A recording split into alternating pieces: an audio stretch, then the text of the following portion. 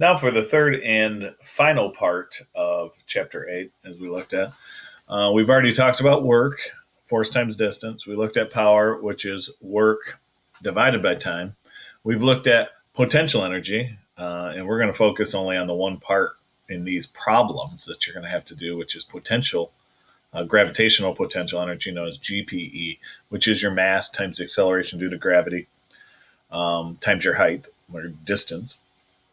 And then we're going to look at kinetic energy, which we just got done talking about, which is 1/2 the mass times the velocity squared. Basically, because the velocity being squared, there's a couple of different problems that the book ends up going through. One of them is just being able to find the kinetic energy, and that one's pretty straightforward, but it's going to talk about stopping distance and talk about not only to get something going, but in order to stop it, which is directly related to the fact that the kinetic energy of the velocity is squared in that. So if you double your speed or you're going twice as fast, as you see up here, your kinetic energy is quadrupled, which means it's going to be, when it talks about 4 times as far to be able to stop it.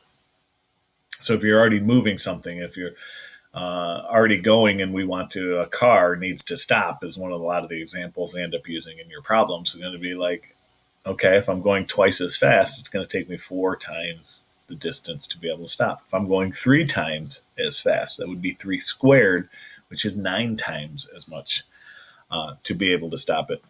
That's the part. Most of the kinetic energy problems are going to be straightforward. They're going to give you a mass and velocity.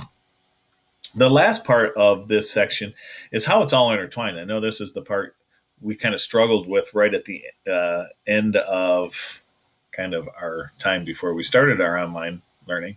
It's how it's all interrelated. Work, energy are the same thing. Energy is the ability to do work. So it doesn't matter what's given in the problem. It could ask for the kinetic energy of something, but give you a force and a distance. Well, I'm going to use the equation for work then, because that's what. So we have to be able to look at a problem and figure out what's given in the problem, and then we can use any one of those three equations, where work is force times distance, the gravitational potential energy, which is mass times g times h, or we can use the kinetic energy, which is 1/2 the mass times velocity squared. So if they're giving us a mass and a velocity, and it doesn't matter if they're asking the potential energy or they're going to ask for the amount of work done, I got to use the kinetic energy formula.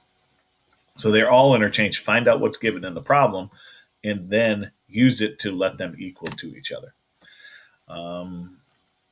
So yeah, it's basically saying the same thing in this slide, that it ends up being all the same thing. So to find what it's asking and what's given in the problem, and then you can use work to be equal to PE, which can be equal to KE, or the changing KE, like the last slide said.